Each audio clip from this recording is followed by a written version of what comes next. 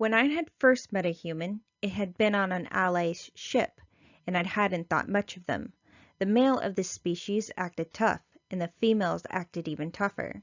Still, they didn't stack up to most intergalactic races with intelligence and technology that would easily wipe humans from existence.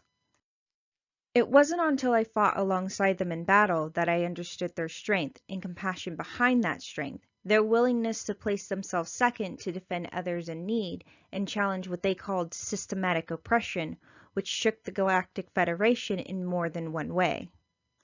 It was their mentality toward life that set humans so far apart from other races. I sit down slowly and take a deep breath to calm my nerves. My crew has just crossed the hard line, and what's more, they have taken the life of the human's mate. Male or female, my second-in-command asks. Why does it matter, the youngling spits. If it's male, we have a chance at surviving, my second states. We didn't see it, sir, another youngling answered with a quivering voice. I turn to the diplomat who lays tied up in front of the captain's chair. Answer, I demand. The diplomat shrugs its shoulders and clicks at me. I never pay attention to the help. Bring up the crew manifest, I order. Suddenly, the power cuts out, leaving just the backup systems on. Sir, my second begins, I suggest we split in two, one hunt, one secure. An older soldier growls. The hunt is a suicide. You'll do as I say, I stand tall, looking down at the soldier, daring him to challenge me. We broke into 2 teams of 6, my second bravely taking the hunting team.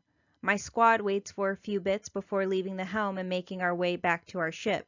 Since the power was cut, we had no way of knowing that our smaller scout ship had been disconnected from the much larger Diplomat ship. I only realize it by chance when I glance out a bay window down one of the many hallways, our ship drifting off into the distance. I froze. Did you know there was this human army once made of all the same gender lovers? They fought alongside their mates believing it would make them stronger, the diplomat clicks. I learned about it during a trip to Earth.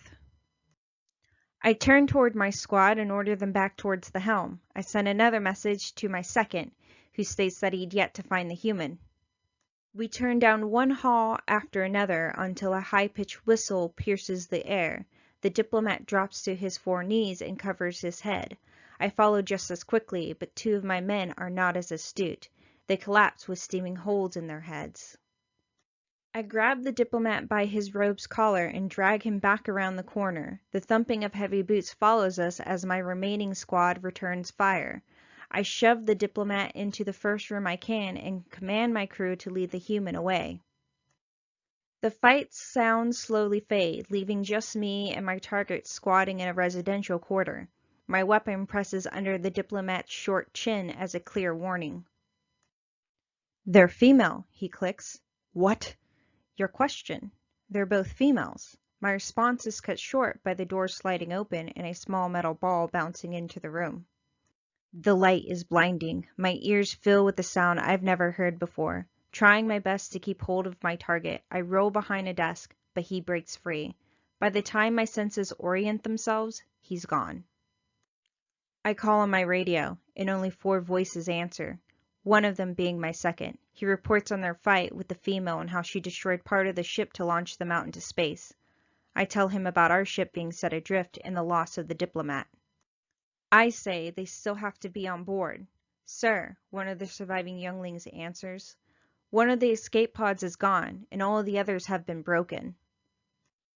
Shock rocks my body as I wonder how close this room is to escape pods. Someone get a suit and retrieve our ship. They couldn't have gotten... My orders die on my tongue. Our ship was turning away. I could see its blasters turning on, and next to it floats the missing escape pod. Our radio crackles with a soft and sad voice. The dead got off easy, she says. It feels as if my tongue is swollen in my mouth. My throat is dry and I can't seem to get words to form. You can't leave us here, a youngling cries. We have crossed the hard line, I reminded myself, stumbling backward until my back hits a wall. I sink down to the floor and stare out the window into the vastness of space. An eye for an eye, I say, repeating the words I heard a human once say.